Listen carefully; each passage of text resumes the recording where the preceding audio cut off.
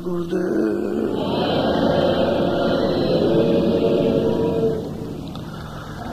जय गुरुदेव। नाम किसका? पराये देश में रहते रहते और अपने देश को भूल गए, जहाँ सब प्रकार का पूर्ण आनंद था, ज्ञान थी और शक्ति थी। और पराये देश में आकर के आप आनंद को खो चुके और यहाँ पराये काम में फंस गए। जब महात्मा आते हैं, कहते हैं ये है रास्ता, इसको संभाल लो, यानी नाम को संभाल लो, रूप को संभाल के रखो, स्थान को याद रखो और आवाज की चढ़ाई करो और चलो अपना रास्ता घर में पहुंचने का। तो अपने को ये नहीं होश आवाज है कि हमको रास्ता कहाँ से मिलेगा और कहाँ से रास्ता जाता है। रास्ता आपके पास ही है, उस रास्ते का भेदी होना चाहिए। जब भेदी रहेगा, जिस रास्ते से आप आता और जाता है, वही रास्ता आपको बता देगा और कहेगा चलो अब तुम्हारी मदद भी करेंगे और तुम भी कुछ करो। तो वो भी कुछ करता, मदद भी करते। घाट पे बैठा के उसको सूरत को नाम के साथ में लगाते, यानी नाम के साथ जोड़ते उसको। जब नाम को वो सुनता है, आवाज को, तब ये समझता है कि हमने ये कभी आवाज सुनी नहीं। और ये बात सत्य है कि जब से वो आवाज छूट गई, तब से आपने अभी तक नहीं सुनी। उसको जब सुनाएगा और पकड़ाएगा, उसमें लय करेगा, तब फिर ऊपर को इसका खिंचाव होगा। आवाज खींचेगी, पकड़ेगी, पकड़ के खींचेगी, तभी इसको पता चलता है कि हमारी अब धुलाई और कसाई हमारी और पकड़ाई हो रही है। नहीं तो जब तक तो ये कुछ समझता ही नहीं कि क्या पकड़ना है और क्या घसीटना है, ये कुछ नहीं। तो सब कुछ भेद, मंत्र, रास्ता, उसकी युक्ति, उसकी दया, सब महापुरुषों पर है। क्योंकि जब आप उनके पास पहुंचोगे तो वही तुम्हारे अंदर काम शुरू कर देंगे कि किसी तरह से होश आ जाए, जाग जाए। जो जड़ है और जड़ में चेतन फंस गया, वो निकल आए और निकल के दरवाजे पर बैठा दिया जाए और दरवाजे पर बैठ करके तब ये फिर उसका चिंतन करे, उसके साथ लगे, जुड़े, सुने और देखे, तब उसका रस मिले उसको। तो कोई बताने वाला होना चाहिए। अब सब तो ये लोग कह रहे हैं कि मैं महात्माओं के पास पाओ, महात्माओं के पास पाओ, और महात्मा का पता ठिकाना है नहीं। तब उन्होंने कहा भाई सत्संग करो, सत्संग करो, जहाँ कहीं भी होगा वो अपने आप सामने आ जाएगा। जब सत्संग को सुनाएंगे तो वही चीज जिस रास्ते से ले जाना वही सुनाते हैं, बाकी और नहीं। और तो तुमको बताएंगे इसमें फंसे हुए हो, इसमें भूले हुए हो, इसमें कुछ मिलेगा नहीं। मनुष्य शरीर अनमोल है, अब आप इस शरीर से ये कमाई कर लो। कमाई का मतलब है अभ्यास करो। अभ्यास का मतलब है कि सूरज को जगाओ, और जब सूरज जागेगी, जब चैतन्यता समेट करके दरवाजे पे लाएगी, तब जगेगी। और अभी तक अपने को नहीं, तो अपना ध्यान संसार की तरफ है, तो उसको हटाकर आंखों के सामने ले आना और मन बुद्धि चित्त जो बैठे हुए उनको सूरज का साथ देना है, तभी काम बनने लगेगा। तो मुख्य जो है बात असली कि धाम जब भी पहुंच सकते हो अपने घर में, पराये देश से निकलकर जब वो जानकार मिल जाए। जानकार जब तक नहीं मिलता है तब तक आप उसका पता ही नहीं लगा सकते हो। इसलिए कहा भाई ज्ञानी पुरुष तत्वदर्शी उस आत्मा परमात्मा तत्व को जानते हो, उसको प्राप्त करने वाले कोई मिले तब तो अपने को जानकारी हो कि हम कहाँ से आए और यहाँ आए क्यों आए, फिर आ गए और यहाँ फंस गए तो हमारा कोई प्रश्न नहीं रह गया, तो उसमें प्रश्न पैदा कर दे कि भाई तुम जा रहे हो खानों में, चारों खानों में 84 लक्ष्य इसमें और फिर नरकों में, तो तुम बचोगे कैसे? तो उसमें एक प्रश्न हो जाएगा कि कहाँ रास्ता मिलेगा बचने का, तो उपाय करेगा। तो फिर भी वो खोज करेगा महापुरुषों की। किताबें महापुरुषों की इतनी है आपको बताने के लिए कि गीता में कुछ नहीं कहा और वेदों और 4 शास्त्रों 18 पुराणों में कुछ नहीं। उन्होंने तो यही कहा कि ये कर्म करो और इसका फल भोगो, इस कर्म का फल ये मिलेगा तुमको, ये सब बताया। उसमें ये नहीं बताया कि तुमको घर में जाना, ये कहीं भी जिक्र नहीं है और ये भी जिक्र नहीं है कि कहाँ से तुम आए। इसलिए उन किताबों में आपको कुछ नहीं मिलेगा, कर्म मिलेंगे कि अच्छे और बुरे कर्म करो और अच्छे बुरे कर्मों का फल प्राप्त करो। और स्वर्ग और वैकुंठ को प्राप्त करना है तो जिन्होंने प्राप्त किया है उनके पास जाना, तो आपको पता ही नहीं, वो भी नहीं मिलते। तो फिर आत्म बोध वाले भी नहीं मिलते, परमात्म जिसको ज्ञान वो भी नहीं मिलता है। तो जब कोई नहीं मिलेगा बताया क्या, तो कहते हैं कि भाई पुण्य करो। जब जानकारी नहीं है कहते पुण्य करो, पुण्य से स्वर्ग मिल जाएगा या वैकुंठ मिल जाएगा। लेकिन ये बात सत्य है कि पुण्य चीड़े मृतलोक है, पुण्य चीड़ हो जाएगा फिर मृतलोक में तुम्हारा जन्म हो जाएगा, फिर इन कामों में फंस जाओगे। तो नरदेही तो इसलिए नहीं मिली है कि पुण्य करो फिर वापस आ जाओ, नरदेही इसलिए कि ऐसा काम करो, ऐसी साधना करो कि निकल चलो यहाँ से, जन्म मरण के आस्थान को छोड़ दो, ये बताया। तो आप बोलो।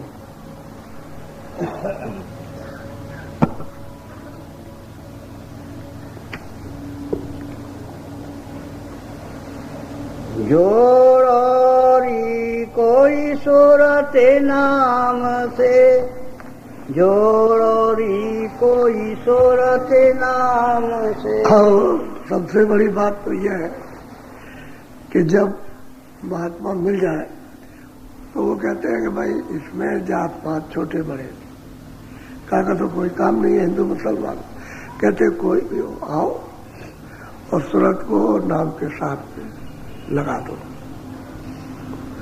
नाम के साथ में जैसे कहते हैं तुम लग जाओ, उसके साथ लग जाओ, चले जाओ, तो उसके साथ इसी तरह से शब्द लाया और शब्द ही वापस ले जाएगा, नाम ही ले जाएगा।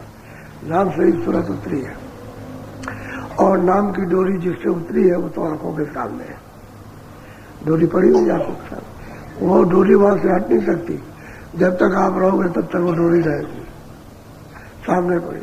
अब वो महात्मा कहते हैं कि कोई भी इस जीवात्मा को, इस सूरत को, इस रूह को इस धारा के साथ, इस डोरी के साथ में जोड़ दो, घाट पर डोरी।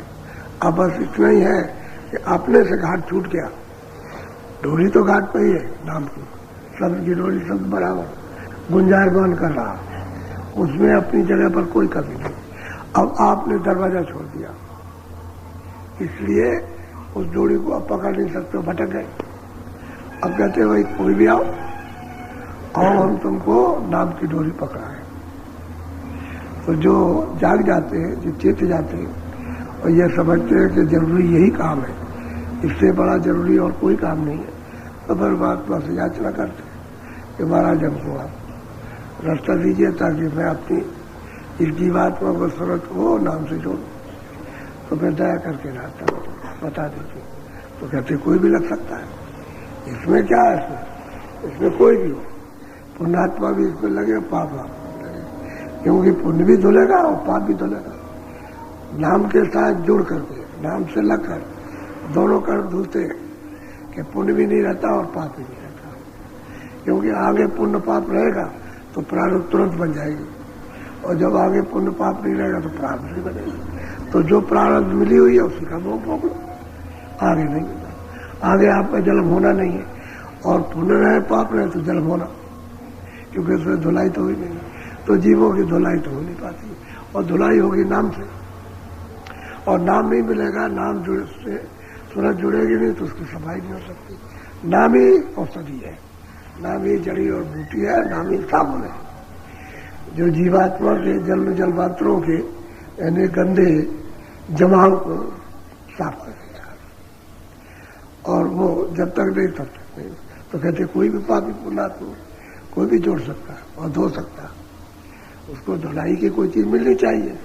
तो उन्होंने कहा देखो कपड़ा गंदा है, ये लोग पानी रखा, ये साबुन रखो, अब वो रगड़ कहते हैं अभ्यास, इसी को निमित्त बात कहते हैं साधना, इसी को भजन कहते हैं कि भाई तुम घूम करके सब दरवाजे पर बैठो ये, और नाम डोर पकड़ लो। जब नाम डोर पकड़ लोगे तो चढ़ चलोगे, क्योंकि उसमें आकर्षण है।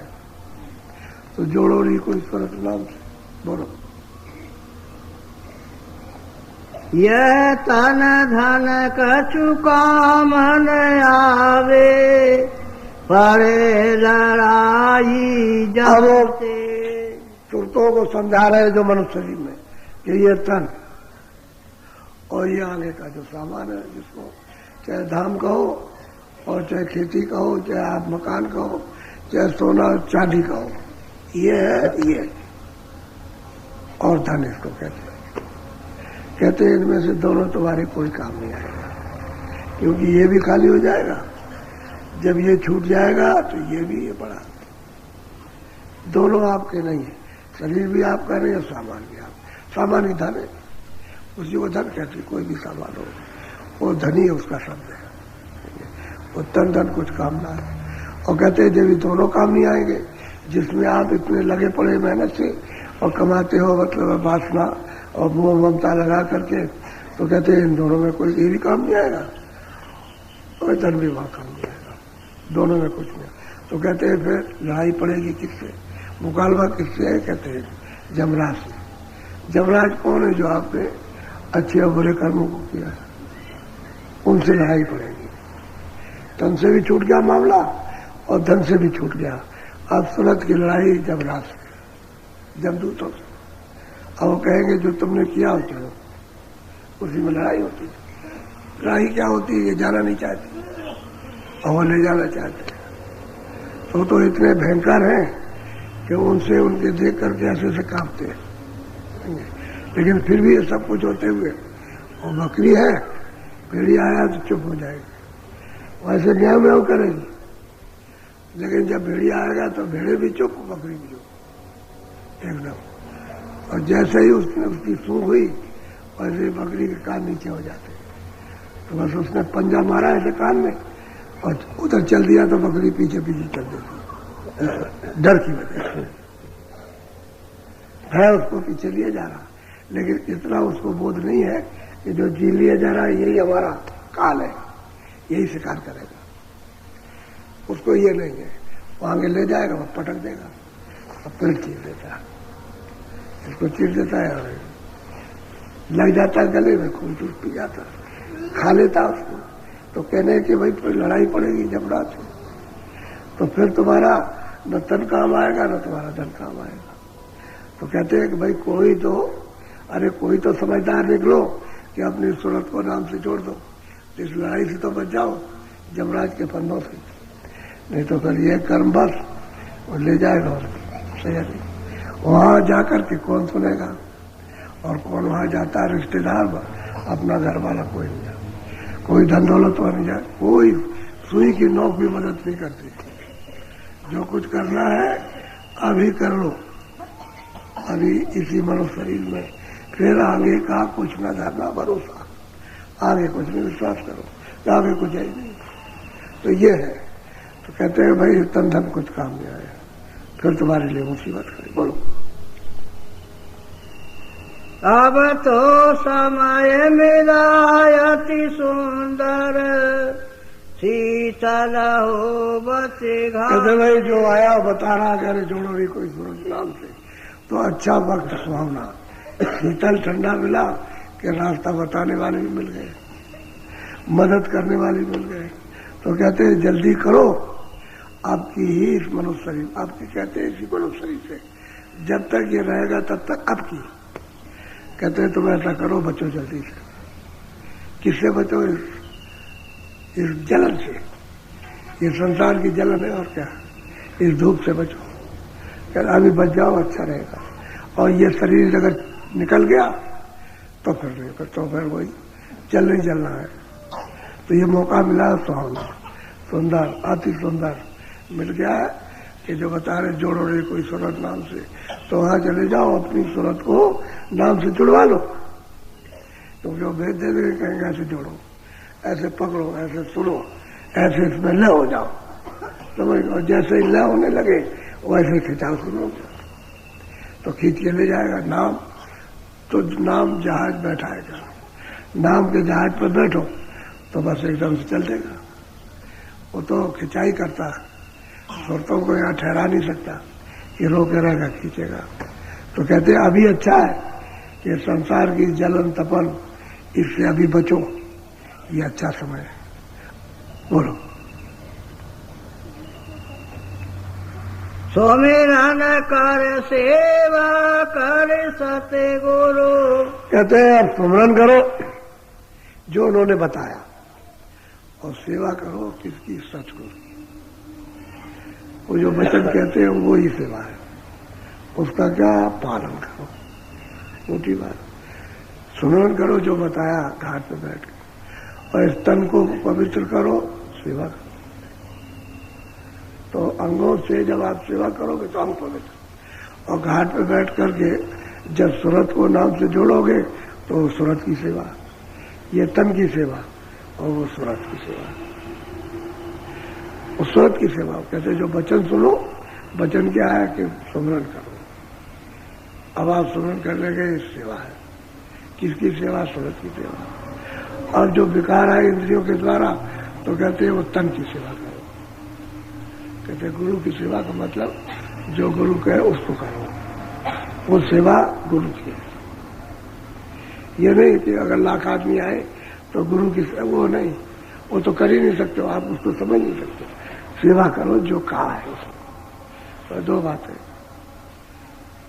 कहते हैं भाई ये काम करो तो तुम्हारा दोनों काम हो जाए, अंग भी पवित्र हो जाए, मन बुद्धि, क्योंकि अंगों पर तो मन बैठा आनंद ढूंढता है, उसी पर तो संकल्प विकल्प करता है। तो अंग पवित्र हो जाएंगे, इंद्रियों के दरवाजे जब शुद्ध साफ हो जाएंगे तो मन सूरत का साथ दे देगा। तो स्मरण करो और सेवा करो। बोलो। मनाए हटाओ काम से। अब यह जो कामनाएं हैं इंद्रियों के दरवाजा, जो संकल्प विकल्प जो करते हो, इच्छा करते हो, मोह ममता, कहते हो उसको थोड़ा सा इंद्रियों के दरवाजों से हटाओ, तभी काम बन जाएगा। क्योंकि वैसे बैठक सबकी एक ही जगह, सूरत की भी बैठक दोनों आंखों के ऊपर, और मन और बुद्धि और चित्त और अहंकार, इनकी भी वही बैठक है। अब सूरत बीच में है और इसके चारों तरफ ही है। अब ये इनकी धार नीचे जब उतर, सूरत की धार तो उतरी हुई है, तो उसी धार से मन बुद्धि चित्त इंद्रियों के घाट पर उतर जाते हैं, और उतर करके फिर अपना अपना काम करने लगते हैं। चित्त ने अपना काम किया चिंतन का, बुद्धि निश्चय निश्चय करती, मन संकल्प विकल्प करता, तो पहले चिंतन का काम चिंतन कर देगा, वो फौरन संकल्प विकल्प करेगा कि भाई वहां ये करना, वहां ये करना, ऐसा करना, वैसा करना, वैसा। और बुद्धि निश्चय कर कि ये ठीक है कि नहीं है, ये ठीक है कि नहीं, ऐसा होना है कि नहीं होना, करना कि नहीं करना है ये। अब वो अहंकार करने में कर लो, बस वही दीवार है, अज्ञान की दीवार घाट पर बैठ करके इंद्रियों के। तो आप कहते हैं मन हटाओ काम से, इंद्रियों की कामनाओं से मन को थोड़ा हटाओ, और जहां घाट है, जहां सूरत बैठी है कि वहां लगाओ। तो ये मन सूरत का साथ दे दे तो नाम पकड़ ले, नाम को सुन ले और सुन के पकड़ ले, और जब सुने तब पकड़ेगी, सुनेगी पकड़ेगी तो फिर चढ़ चलेगी। क्योंकि उसमें चढ़ने का, जब उधर उसका रस मिलेगा तो अति रस गहरा है, तो तो बस उधर ही खिंच जाएगी उससे, क्योंकि इधर से मन हट जाएगा। जैसे ही मन हटा खिंचा हो गया, मन लगा रहेगा तो शब्द नहीं खींचेगा, उसका दिल रहेगा तो शब्द टिकता रहेगा। उसी में 2 शब्द आ रहे हैं। साधक को भी हिम्मत करनी चाहिए कि भाई चलो मतलब दरवाजे में बैठ के भजन कर रहे हैं, सुमरन कर रहे हैं, ध्यान कर रहे हैं, तो अब वो करता है तो कहीं सुनाई नहीं देता, तो दिखाई नहीं देता है, तो अब वो प्रयास कर रहा है, अब मेहनत कर रहा है। गुरु ने कहा था कि होगा, हो जाएगा, तुमको सुनाई देगा, दिखाई देगा, आप कोशिश कर रहा। इसी को कहते हैं चढ़ना।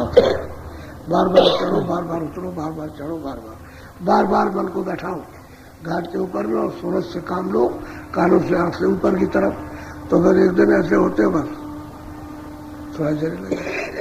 यही सूरज की सफलता है। अब वो एकाएक नहीं हुआ, लेकिन प्रयास में लगा रहा। अब वही गुरु के वचन है, वही भक्ति है कि कहा प्रयास में लगे रहो, रोज भजन करो, रोज ध्यान करो, रोज स्मरण करो, करते रहे। और रोज कहता है रोज करो, कभी नागा मत करना, रोज कर रहे। यह है असल में सेवा, सूरज की सेवा है। करते रहे तो जब सफाई होगी, जब धुलाई होगी, सामने आ जाएगा। अब उसको साफ हो जाएगा, हिम्मत हो जाएगी कि हमने जो मेहनत की उसको, हमारी मेहनत की हमको फल मिला कि हम इसमें सफल हुए, कर गए। अब उसको खुशी होगी, प्रसन्नता होगी। अब कोई भी काम अगर पूरा हो जाए और आप उसकी थकान में उतर जाएगी और अपने को बहुत प्रसन्न होगा कि पूरा हो गया। इसी तरह से साधन भजन भी ऐसे ठीक यही है, उल्टा रूप उसका यही है। और जैसे मतलब इधर का अज्ञान रूप हो गया, यह अज्ञान अवस्था, तो कहते हैं कि तुम इतना तो करो, अब नहीं मेहनत को छोड़ दोगे कि हमने 2-4 दिन किया कुछ नहीं हुआ, अच्छा हमने महीने में किया कभी हुआ नहीं होता, तो आप हताश हो गए, आपकी हिम्मत टूट गई। तो उसको नहीं, बराबर लगे रहो, अपनी कोशिश में कमी मत करो तो चढ़ जाओगे, और अपनी कोशिश में तुमने कमी कर दी तो भजन सुनाई देगा, न दिखाई देगा न सुनाई देगा। तो कहते हैं मन हटाओ काम से, मन को थोड़ा सा इधर से हटाते और दरवाजे करो, जहाँ सूरज बैठी उसको नीचे मत उतारो, उतनी देर रुक जाएगा, 2 मिनट 4 मिनट 10 मिनट 15 मिनट, उतने में काम होगा। बोलो।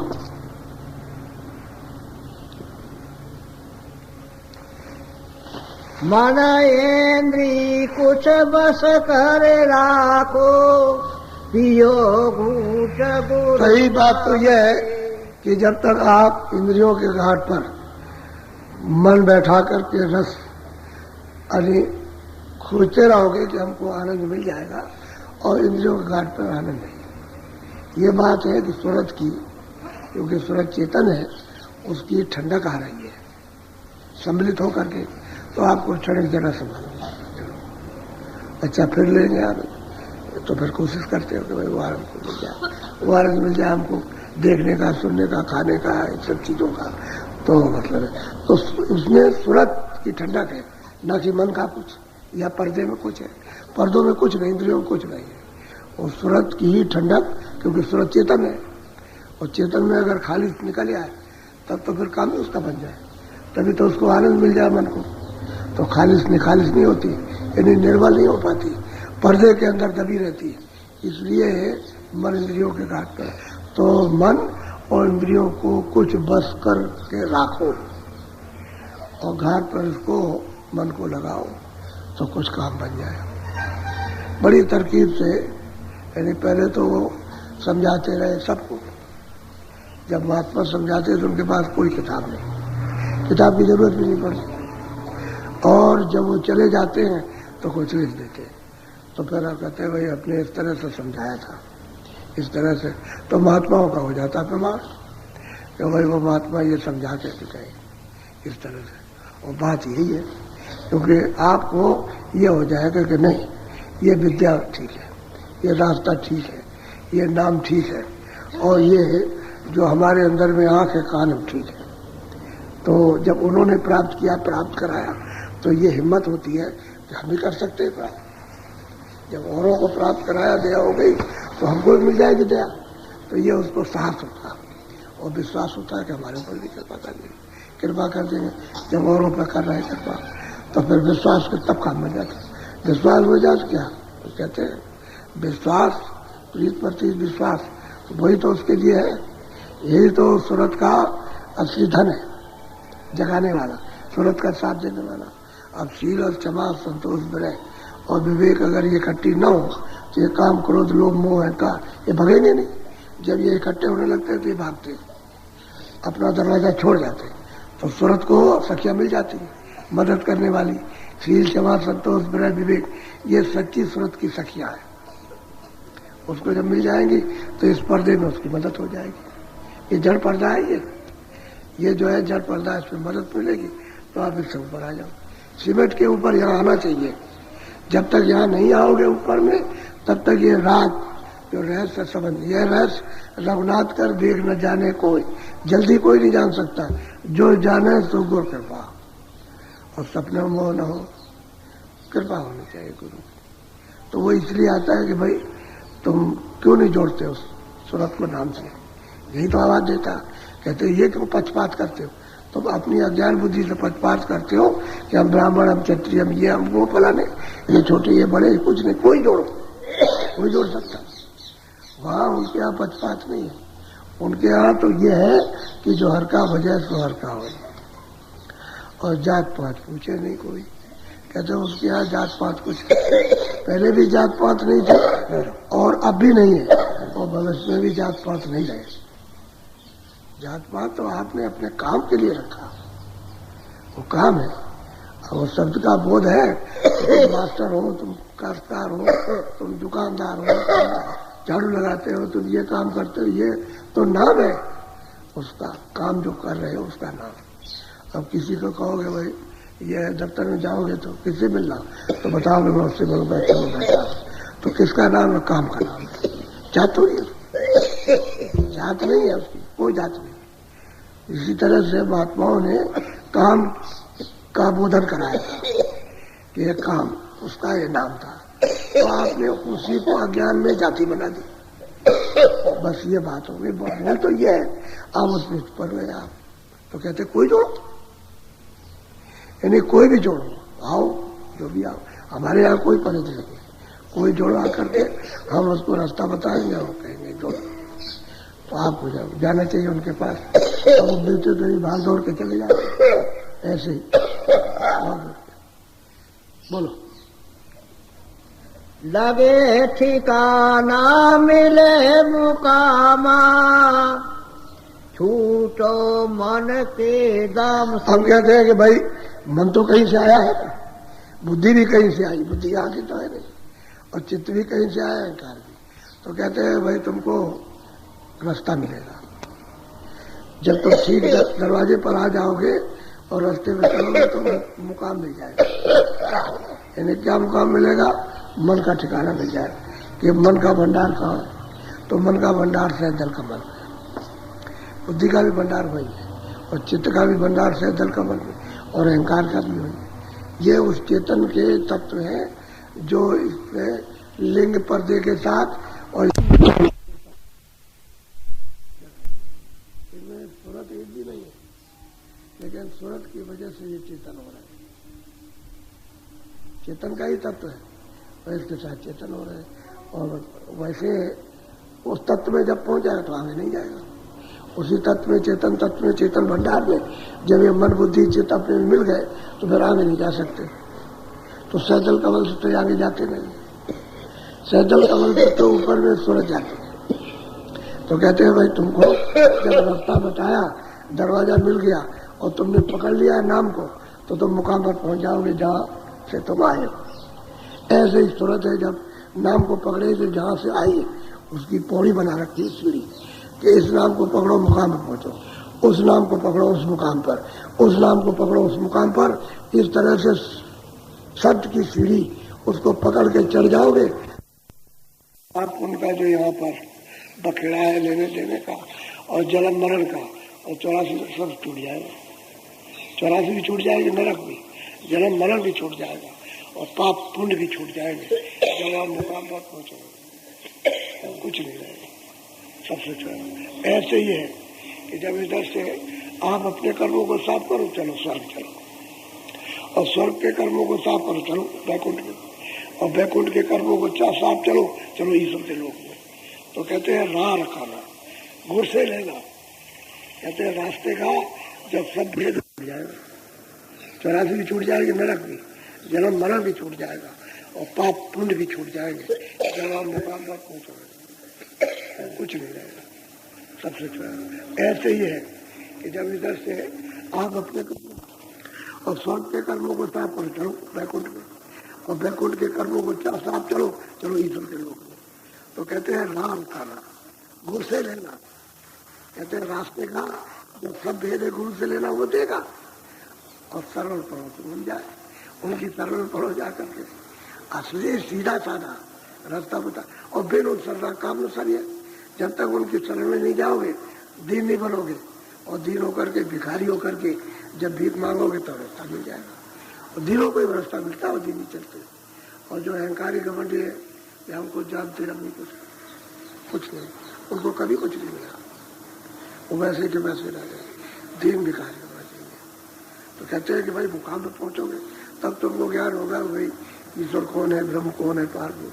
अभी कुछ जानते, उसकी रचना क्या है अभी कुछ नहीं जानते, अभी तो पूरा हाल यहाँ का भी नहीं मानो, इस लोक का भी। तो जब यहीं का नहीं जाना तो वहां का क्या जाना, यहाँ का देख लो। तो यहाँ का अल्प ज्ञान है, अल्प दृश्य है, इधर दिखाई देता है उधर नहीं, उधर दिखाई देता है इधर नहीं, इधर का देखा उधर जाओ तो इधर नहीं। यह अल्प बोध है, अल्प दृष्टि है, पर्दा है। इस पर्दे को उधर गए तो इधर का, उधर का दिखाए, उसके गए तो उधर का, इधर का कुछ नहीं दिखाई देगा, तो इधर का सब भूल गए आप। और उधर जाओगे तो इधर का भी दिखाई देगा, उधर का भी देगा। उधर तो ज्ञान है, यह अज्ञान और विज्ञान, उधर उजाला है इधर अंधेरा। तो हो बहुत प्यार से कह रहे हैं भाई तुमको रास्ते का भेद मिलेगा, और चलोगे मुकाम मिल जाएगा, नाम को पकड़ोगे शब्द को तो स्थान मिलेगा। तो पहले ही से अंदर कमल पड़ेगा। वैसे तो नीचे और जूते हैं, लेकिन उनसे क्या प्रयोजन, असली जगह पर स्थान पर जाना, उसी का भेद बताया जाता है, ये स्थान है। तो जब वहां जाओगे मुकाम मिल जाएगा। तो मन के सब पकड़े से क्यों छूट जाओगे, जब उसका स्थान मिल गया, भंडार मिल गया, उसमें ले हो गया। फिर यही मन सब पर हुक्म चलाता, देवी देवताओं पर, ऋषियों मुनियों पर, तीनों लोगों पर ये राज करता था। आज उसकी मट्टी खराब हो गई कि अपने भंडार से निकल के आया तो मार खा रहा। अब यही तो सत्य महात्मा बताते हैं कि भाई तुम तो बड़े बलवान थे, तुम्हारा हुक्म सब पे चलता था, और यहाँ कहाँ मार खा रहे हैं घाट पे, चलो तुम चलो यहाँ बैठो, सूरज का साथ दो, और चलो हम तुमको मुकाम पर पहुंचाए। तो झगड़े से निकल जाओ, जन्म मरण छूट जाएगा, तब छूटेगा जन्म मरण, ऐसे नहीं। तो इन कर्मों को इनको जलाओ, यहाँ ये जगह इधर में जब चढ़ाई करोगे तो ये सब कर्मों के पर्दे तो उधर स्वर्ग के स्वर्ग में जला दो, ये यहाँ जलेंगे, और स्वर्ग के जितने कर्म होंगे स्वर्ग में जले, और ऊपर के लोगों के जितने भी कर्म होंगे सूक्ष्म लोक के और सूक्ष्म लोक की चढ़ाई में जल जाएंगे, जलेंगे सब शब्द के साथ, शब्द के साथ लग करके इसको जलाओ, साफ करो, पूरा साफ हो जाए। जब मन बुद्धि और चित्त अंतःकरण सूरत निर्मल हो यहाँ खुल जाएगी, खुली खुलाई। और जब तक ये गंदी है तब तक बंद है, तब तक बंद रहेगी, कान भी बंद रहेंगे, आंख भी बंद रहेगी, नाक भी बंद रहेगी, क्योंकि सुगले को मिलेगा। और खुल जाएगी तो आंख भी खुल गई, कान भी खुल गए, नाक भी खुल गई, तो देखो भी और सुनो भी और सुनो भी, असली चीज ये है। तो मुकाम मिले फिर उस पास नहीं होगा, सबसे छूट जाना होगा, क्योंकि सूरत को तो उधर जाना है, इस जान से निकल जाए। तो मन अपने मुकाम पर पहुंच गया, उसको तो अपना स्थान मिल गया, उसी आनंद को, उसी मतलब ये है कि अपने उस तेज और अपनी शक्ति को ढूंढ रहा था, लोग ये ढूंढ रहा था इधर मिलेगी, तो यहाँ कहीं भी। और भाई कोई आदमी गरीब होता कि चलो बोलते आपने सुना होगा कि बहुत गरीब आदमी थे तो लड़ाई में शामिल हुए, उसके बाद बढ़ गए, फिर बड़ी बड़े लड़ाइयाँ करने लगे, बड़े बड़े उन्होंने गांव से जीते और फिर राजा हो गए। क्या सोचते थे भाई राज मिल जाएगा, सब पर हुक्म होगा और फिर हमारा हुक्म होगा, हमको आनंद मिलेगा। तो जब वहाँ राज उनको मिला तो कुछ भी नहीं, वो यहाँ से मुसीबत जाना। पहले एक मुसीबत थी आनंद खोजने की, और मतलब ये हजारों मुसीबतें खड़ी है, तो देखा यहाँ था कुछ भी नहीं। तब कितने राजाओं की मिसालें आई, बादशाहों की, कि उन्होंने गद्दी को फेंक दिया, गद्दी छोड़ दी और जंगल को चल दिया। जंगल को गए, फिर महात्मा मिले और फिर रास्ता उनको मिला, तब उन्होंने बताया तो ये भी मिसाल है। यानी गद्दी पाने की भी मिसाल है और गद्दी त्यागने की भी मिसाल है कि उन्होंने किस लिए ढूंढा था कि आनंद सुख मिलेगा, और उसके बाद में जब कुछ नहीं मिला तो फिर लौटे, इधर कुछ नहीं है। वही ठीक था, वो भी ठीक नहीं था जहाँ थे, और वो भी ठीक नहीं है। वो ठीक तो होगा जब रास्ता मिलेगा तब। तो कहते हैं भाई मुकाम मिल जाएगा तो तुम इस झगड़े से बच जाओगे, तुरंत आजाद हो जाए, तुरंत मन बुद्धि चित्त और इंद्रियों के और शरीर के इससे आजाद होना चाहिए। तो वो शब्द को पकड़ के ही आजाद होगी, दूसरा कोई ऊपर जाने का रास्ता नहीं है किसी तरह का, शब्द पकड़ के जा सकते। शब्द कहते हैं नाम, आवाज, बोलो।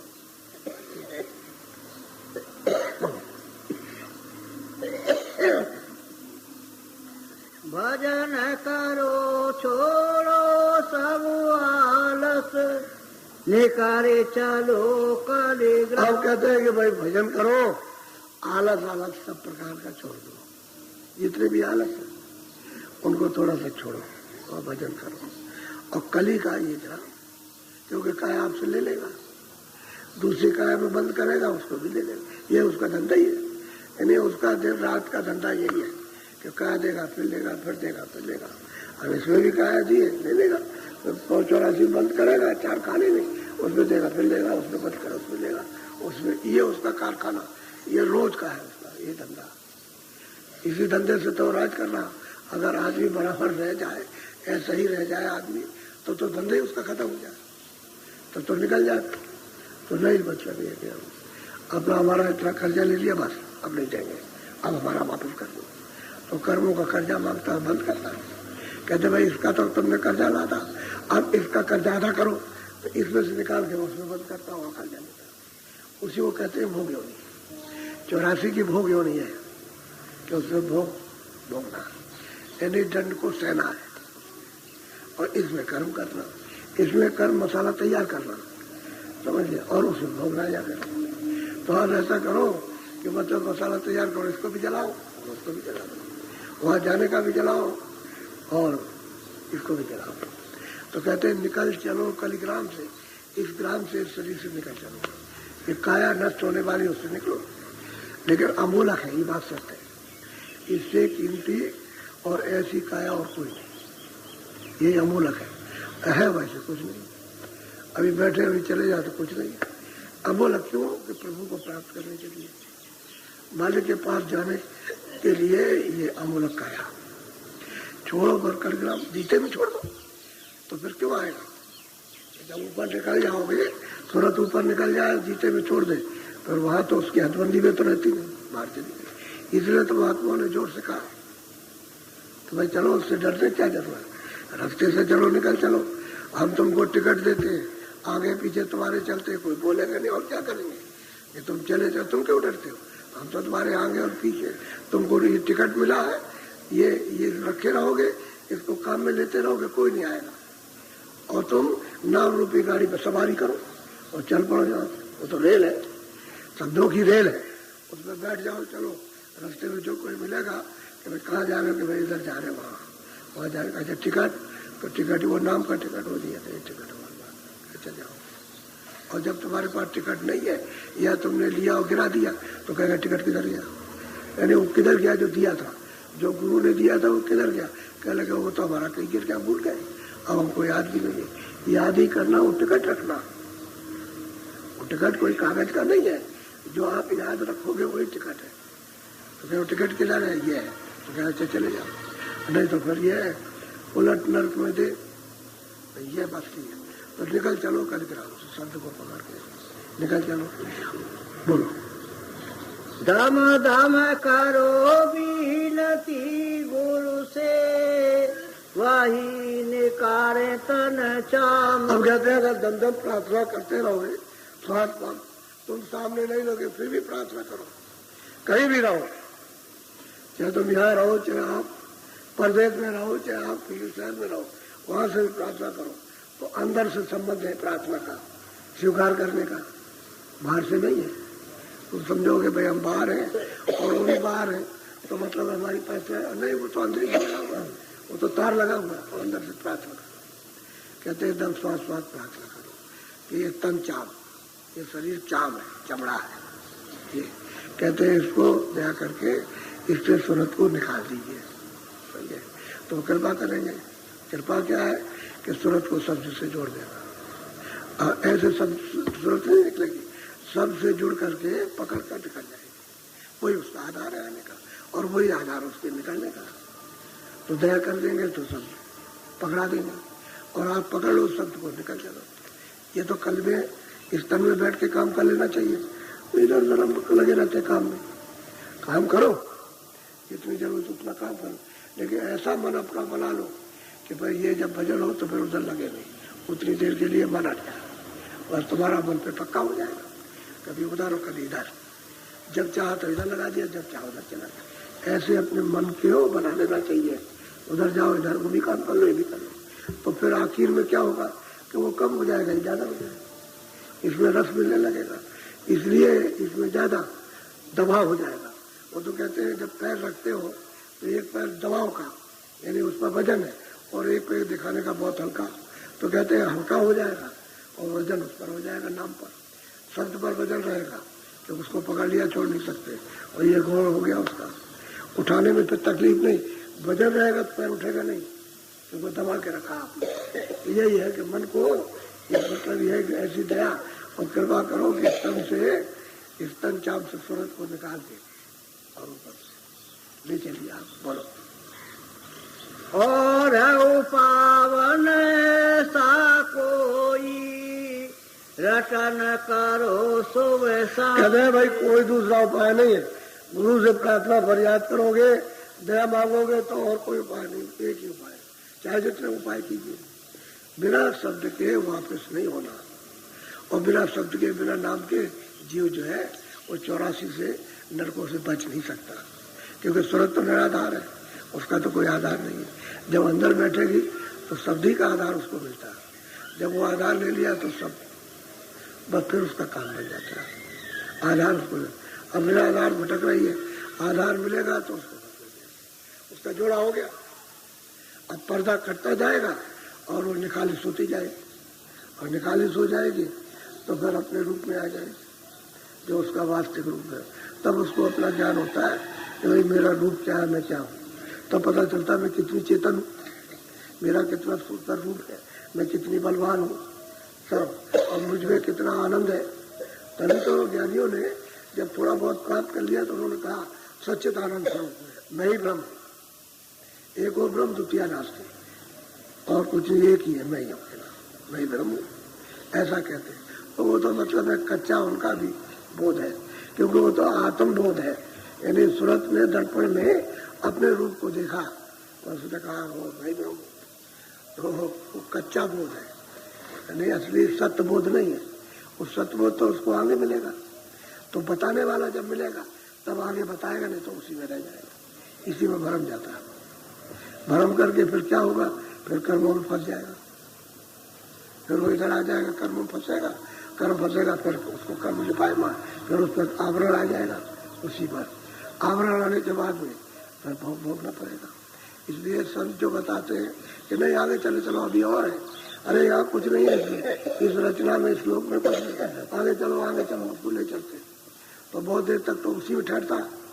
तो उन्होंने जो थोड़ी देर ठहरा तो मालूम होता कल भी बीत गया, यहाँ वहाँ का एक सेकंड और यहाँ का एक कल्प, ऐसा मालूम होता है कि वहाँ मतलब एक कल्प में रह चुका हूँ।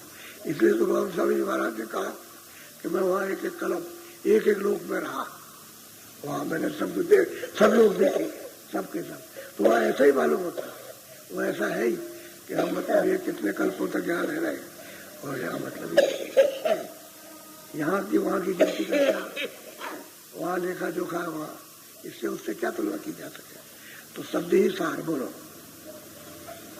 प्रीति लाई नित करो साध संग, हटे रहो जग के खास। कहते हैं प्रेम करो, प्रीत करो, प्रीत प्रतीत यानी विश्वास करो, प्रेम करो, विश्वास करो, और जो मतलब ये है कि जिसमें फंसे हो उससे धीरे से इससे निकल चलो, और जो ये काम करते हो उससे धीरे धीरे धीरे धीरे। इसलिए तो महात्माओं ने गोरख धंधा रखा। ये जो काम करते हो गोरख धंधा है, खेती का हो, दुकान का हो, दफ्तर को कहते हैं इसको करते रहो। रैदास जी जब काशी में रहते थे तो जूते काटते थे, जूते कोई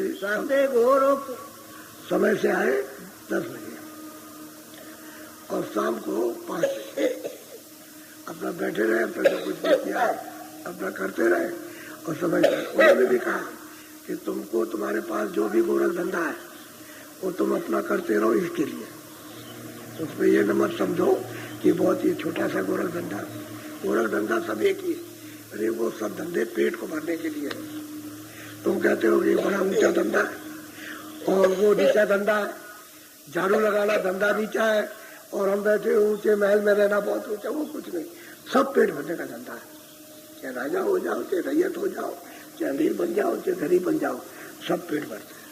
वो तो इधर रोटी इधर, ये अगर खाली रहा तो बादशाह भी चिल्लाएगा, उसको भी चैन नहीं, और गरीब भी चिल्लाएगा। तो कहते गोरख धंधा अपना रखो। वो कहा है खुदा कुकड़ी, यानी ये खुदा कुकड़ी है, करत भजन में भंग। मतलब ये कि भजन में बड़ा विघ्न डालती है, क्योंकि इसमें कुछ है नहीं। यहाँ को टुकड़ा डाल के भजन करो निसंग, इसमें कुछ टुकड़ा डाल दो, समझे, तब तुम निसंग भजन कर सकते हो। और टुकड़े डाला तो बादशाह बेचैन, गरीब बेचैन और साधु बेचैन। तो वही कहा ना कि अन्य लड़े अन्य झगड़े, अन्य लड़े गढ़कोटों से। गढ़कोट कहते हैं बड़े बड़े किला राजाओं के, यानी राज्यों से उसको कहते हैं। और कहते हैं साधु तभी तपस्या करेंगे जब पेट भरेंगे रोटी से। रोटी मिलेगी तब तो तपस्या होगी, और रोटी नहीं मिलेगी तो भजन में भंग होगा। तो कहते हैं वो गोरख धंधा रखो, खेती करो। हम तो साधु नहीं बनाते। अच्छा साधु बन जाओ तभी तो रोटी खाओगे, रोटी साधु बन के भी खाना। और वही करते हो जो पहले से जो सिलसिला बना हुआ है, जो आपका जमाव है, उसको ही करते रहो। आप कैसा भी हो आपका धंधा करो, लेकिन धंधा ठीक करो, हिंसक धंधा मत करो। हिंसा से जो रहे तो उस धंधे को करो पेट भरने के लिए। अच्छा कुछ भी कमा के लाओ, रोटी तो खाओगे, रोटी तो मिलना चाहिए। मान लो कि तुमने चावल है तो चावल का कुछ भी बना दिया, वो भी तो रोटी है। और पेट भरने का वो भी तो चावल अनाज है। बाहर विदेश में अनाज होता है, मान लो डबल रोटी बना दी उन्होंने, तो रोटी तो है, वो तो अनाज है, अनाज तो पेट भरते हो। ऐसा कोई नहीं है कोई देश कहते हैं हम कोई अनाज नहीं खाते, हम ऐसे ही रहते हैं, ऐसा नहीं, पेट भरते हैं सब। तो वही कहते हैं धंधा कोई करो, उसमें कोई खराबी नहीं है, पेट भरने का धंधा उसका। अब यह धंधा करते समय, अब समय से चले जाओ, काम किया हो चले गए बस, अब फिर भजन में लग जाओ। वो कहते हैं महापुरुष कहते हैं भाई साधु बनने के गेरू कपड़ा पहनो, सफेद पहनो, दाढ़ी रखो, जटा रखो या कुछ भी रख लो, लेकिन उससे भजन से क्या मतलब? भजन से, भजन तो अंदर का है, भजन तो बाहर का दाढ़ी का नहीं है, न वो बाल का, न गेरू कपड़ों का, न सफेद कपड़ों का। भजन तो घाट पे बैठने का है, तो वो तो घाट के ऊपर का है, वो तो शरीर का घाट नहीं है। शरीर का घाट तो इंद्रिया और सूरत का घाट है इस घाट के ऊपर तो बैठी हुई। तो तुम भजन करो ऊपर घाट से, ये धंधा शरीर घाट का, तो शरीर को दे दो और उधर सूरत की खुराक सूरत को दो। तो कहते हैं भजन करो, ये है सच। बोलो सत्य गुरु पूरे कहे सुनाई, लगो जाई सतनाम से। और कहते हैं भाई जब वो पूरे सदगुरु कहते हैं कि भाई तुमको बीच के भी नाम मिलेंगे, बीच का भी भेद मिलेगा, बीच का भी रूप मिलेगा, बीच के भी दर्शन होंगे, लेकिन यह है कि तुम भजन करते रहोगे और लगे रहोगे और प्रीत प्रतीत के साथ में, तो जो सतनाम है, जो सत्य देश में सतलोक कहते हैं, वहां पहुंच जाओ, वहां पहुंचा दी जाओ। अब तो उससे वहीं से आए हो, वही तो कहा करता हूँ। तो जब मैं कहता था कोई प्रमाण नहीं देता था, तो इनको ये होता था कि भाई सब लोग तो वहां से आए, सत्य देश से आए, और ये परदेश है तो लोग भी सब। अब वो पढ़े लिखे वो देखे, भागवत को देखे कि इसमें तो ये कुछ नहीं देखा, फिर वो गीता देखे तो इसमें भी कुछ नहीं है, और शास्त्रों को देखे, पढ़े लिखे वेद पलटे। तो काशी में उन्होंने हमसे कहा कि भाई हमारे जो हम किताबें पढ़ते हैं हमको जो बताई गई हमारे धर्म में, तो तुम्हारा धर्म कहाँ से आ गया? आया कहाँ से तुम्हारा धर्म? तो वही दो धर्म तुम्हारा जहाँ से आया वही बात बताई जाती है, दूसरी बात कुछ नहीं है। वही तो समझे प्यार के। असली बात तो ये, मैंने भाई जब ब्रह्मा ने जब वेद आवाज सुन करके तपस्या की, यानी समाधि लगाई, समाधि का मतलब यह है कि उन्होंने आवाज को सुना, तो आवाज को सुना और उन्होंने हुक्म दिया कि हम जो बोले हम लिख दो। तो उसमें लिखा है कि हमने आवाज सुनी, वो लिखा, हमको जिसमें से आवाज ली थी उनका दर्शन नहीं हुआ, साफ लिखा, हमको दर्शन नहीं हुआ। पहले तो वो ये कहते रहे, लेकिन जब आद्या मां शक्ति ने जब पूछा विष्णु से कि तुमको पिता का दर्शन हुआ, तो उन्होंने कहा हमको नहीं हुआ। इतने लुच्चे हो, इतने झूठे हो, समझ गए, और तुमने कह दिया हमने पिता का दर्शन किया और दर्शन तुमको, आवाज सुनाई दी तुमको, वो तुमने लिखा, दर्शन नहीं हुआ, तो श्राप दे दिया कि जाओ जगत में तुम्हारी कोई पूजा नहीं करेगा।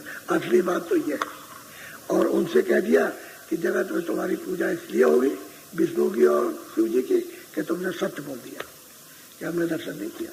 तो इन तीनों में से जो तपस्या की है किसी को दर्शन नहीं हुआ। जो सैदल कमल में जो इनके बैठे हुए हैं, जो पिता कहलाते हैं, उनका किसी को दर्शन नहीं हुआ। आद्या शक्ति को उसका भेद मालूम है, तो उसको आदेश दे दिया है कि तो इधर कोई ना आने पाए, ये इनको बिल्कुल पता न लगे कि मैं इधर बैठा हुआ हूँ। तो मैंने इनको अलग कर दिया। तब तो ये सृष्टि का काम संभाल रहे, उत्पत्ति का प्रलय का पालन का, ब्रह्मा का काम उत्पत्ति करने का और विष्णु का काम पालन करने का, शिव का काम संहार करने का। तो अपने अपना मुकाम है, कुर्सी है, जैसे कुर्सी पे कि तुम्हारा काम ये, तुम्हारा ये, तुम्हारा ये, वही कुर्सी उस बैठ के अपना अपना काम कर रहे हैं अपने अपने काम में। अच्छा ये है, इनको उधर जाने का नहीं, पता भी नहीं उधर कहाँ कैसा है पिता, बस आवाज सुन है, वही लिखा उन्होंने, ये है असली बात। तो कहते हैं भाई तुमको जब वेद मिल जाएगा, कृपा हो जाएगी और तो रास्ते का सब, तो तुम चलते चलोगे आगे सतनाम, सतधाम में सतनाम, वहां सतलोक में सतपुरुष, जहां से आए वही तुम समुद्र में पहुंच जाओगे। वो तो सागर है, इसलिए जाके बस गिरे तो वही हो गए सागर। सागर में गिर के कोई नहीं कहता बूंद है, सब कहते हैं सागर है। इतना गंगा जल तमाम नदियों का समेट करके जाता है, ये जमुना और नदियां सब गंगा में और गंगा समुद्र में, और वहां जहाँ मिली है तो ये तो कहते हैं आप गंगा सागर, गंगा और सागर में मिल गई तो सागर हो गई। ऐसे ही सूरत जब उससे अलग हो गई तभी तो आपका नाम पड़ गया। सूरत नाम जब वहां पहुंच जाएगी तो सागर हो गई। फिर कोई सूरत को यानी सूरत नहीं कहता, ना जीवात्मा कहेगा, ना उसको ब्रह्म कह सकता, ना पार ब्रह्म, वो तो सागर है। तो सागर से सब आए, यानी ब्रह्म भी पार ब्रह्म भी सब वहीं से आए, आना सबका वहीं से हुआ। और यहाँ कुछ नहीं था, सब सतपुरुष जी की रचना उन्होंने की थी। तो लोग किताबें देखते हैं तो किताबों में क्या देखते, अब उनको जब प्रमाण मिल जाता है भाई यही नहीं कुछ कह रहे और भी कहते आ रहे, तब वो कहते हैं कि मैं रास्ता ठीक है। तब वे जीव को अपने परमार्थ का, अपने देश का, तब उसको होश आता। नहीं ऐसे कुछ नहीं है, कोई होश नहीं है, सब जीव बहते हुए चले जा रहे हैं। अब ये कोई जगह जल जाएगा, नहीं तो ये गए मनुष्य पाया, ये निकल जाएगा, समय निकल जाएगा। समय कल का आदमी आएगा, आज गया, ये स्वास्थ्य भी नहीं आएंगे, समय भी जाएगा। अब जो बाकी रह गया वो आएगा, तो बाकी भी एक एक दिन निकलता जा रहा। तब तक जब सब दिन निकले तो आ गया, कह रहे चलो चलो बस रखो सब सामान वामान, चलो तैयारी करो, बस आवाज दी सब छूट गया। एक सेकंड में आंख बंद हो गई, कान बंद हो गए, जबान बंद हो गई, बुद्धि पागल, कुछ नहीं, कोई होश नहीं किसी चीज का, बस ले जाएगा, पकड़ ले जाता, ले गया, दूसरे बंद किया। वह तो हिसाब करने में क्या देर लगती है, उसके हाथ वो चटपट का काम है, सेकंडों का, और पहुंचा बस हिसाब किया, वहां तुम्हारी को सुना क्या नहीं, ऐसा नहीं वैसा, वो नहीं। इसलिए भजन करो इस चाम से, तन चाम से, ये भजन करने के लिए मिला है, ये और काम के लिए पेट भरने को भर लो और बाकी भजन करो। गुरु महाराज कहते थे कि देख मेरी बात को सुन ले, बैठ के रोटी की इच्छा मत कर लो, बैठ करके जब तक तेरा हाथ चले तब तक उतना तो काम करना जिससे अपना पेट भर ले, उतना करना।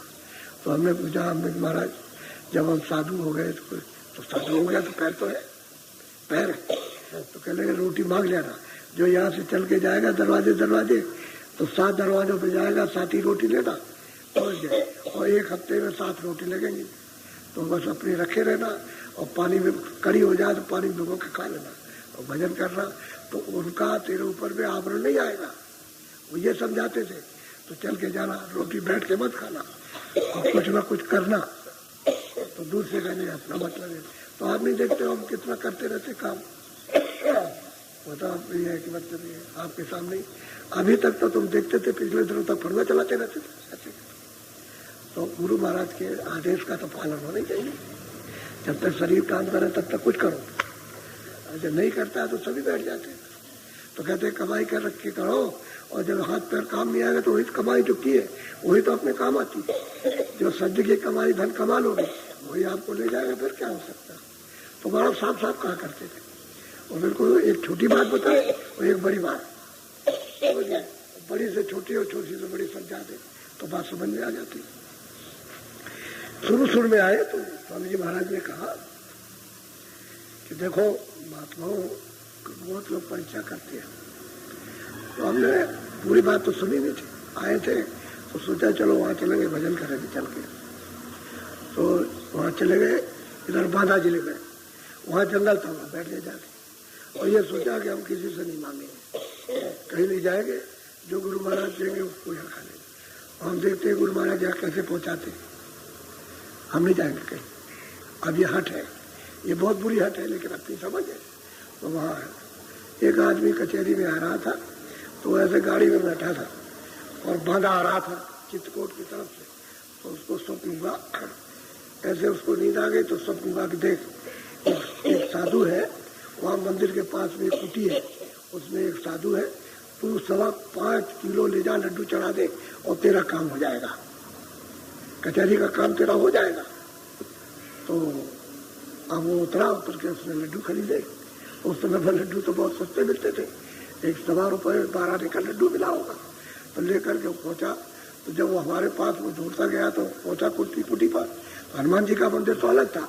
तो हमने भाई ये लड्डू तो हनुमान जी को चढ़ाए जाते हैं, तो तुम उसमें चढ़ा दो जा करके, यहाँ कैसे ले आए? कह लगे नहीं हनुमान जी को चढ़ाने दी गए, कह लगे ये सब आपको देने आए। अब हमने तो उससे कुछ पूछा नहीं कि भाई मतलब ये है कि ये क्या हुआ क्या नहीं हुआ। अच्छा, वो यहाँ से भाग के गया, समय हो गया था, लड्डू छोड़ के चला गया और भाग के गया, और कचहरी में गया, मुकदमा जीत गया। अब देखिए उसका पहुंचाने का उसका रास्ता देखिए मालिक को। तब यह हुआ कि देखो बड़ी बुरी जिद की है। तो स्वामी जी से कहा तो बहुत डांटा, ऐसा कभी मत करना, ऐसा जिद्दबाजी कभी भी मत करना, भूल करके भी। तो फिर सत्संग में समझाया उन्होंने। तो असल में जो बात नहीं समझ में आती है, अगर कोई हो जाए तो माफी तो मांगनी चाहिए, ये तो बहुत बड़ी गलती हो गई, तो ऐसा हो गया, इस तरह का हो गया, ऐसी हो गया। बहुत डांटा, यानी बहुत ही ज्यादा डांटा कि खबरदार ऐसा कभी करोगे। तो अपनी भाषा में उन्होंने डांटा भी, चुप हो गए, समझ गया उसको कि तो बहुत बुरी हो गई। जब उन्होंने कहा कि भाई कर्म करना, तुम चले जाना, भीख मांग लेना, भिक्षा कर लेना। भीख मांगने का मतलब कर दिया, भिक्षा करना, तो तुमको कोई डांटेगा भी, कोई बुरा भला नहीं कहेगा, तो उसकी बात को बर्दाश्त तो करोगे, तभी तो आगे चलोगे। बर्दाश्त नहीं करोगे तो आगे कैसे चलोगे? ये भी काम करके दे, सही बात ही है। तो भिक्षा मांग करके और नहीं कोई काम कर लेना, तो उसे कुछ करना, तो करके ये समझ लो कि हमने पेट के लिए कर लिया, बस ठीक है, अच्छी बात। तो इसीलिए हम वही बात स्वामी जी की सबको बताया, कुछ ना कुछ करो, करते रहो, ताकि मतलब ये ऐसा ना हो अपनी में। और जो भजन करो अपने पास रखो, भजन में से खर्च ना हो, ध्यान करो, भजन करो, जो भी आप करो उसमें से जो कुछ मिले वो आपके पास में गवा न दो, गमाओ मत कि आपने उसमें से दे दिया, आपके पास कुछ रह गया, ऐसा नहीं करना। तो हमेशा हर युक्ति को समझाते थे कि ऐसा करना, इस तरह करना, इस तरह करना। फिर गहरे सत्संग होने लगे, उनको वो सब समझाने लगे। तो कहने का यह है कि जो कहे उसको करे, और जो वो करे उसको कभी मत करे, क्योंकि वो तो न मालूम किसकी मसलहत से कर रहे हैं। तुमको जो कह दिया वो करो, वो जो करते उसको मत करो। ये भी वो समझाते थे कि भाई बच्चों का खेल खेलेंगे। एक दफे बच्चे खेल रहे तो गाड़ी बना रहे थे, ये जो ज्वार के पेड़ होते हैं, उसमें अंदर निकलता है उसका सफेद सफेद, उसकी उन्होंने पहिया बनाया स्वामी जी ने और गाड़ी बनाई और फिर उसमें ले जा करके ऐसे उसको दौड़ाया। कहा रे बच्चे इसमें बैठ जा। वो छोटे लड़कों से कहा बैठ, हम गाड़ी ले चलेंगे ऐसे। तो उसमें बैठा लिया, जैसे उसमें बैठा और टूट गया। तो वो लड़का रोने लगा, कहने लगे फिर बना लेंगे, फिर बैठाएंगे तुमको। तो बच्चों के साथ खेल खेलने लगा।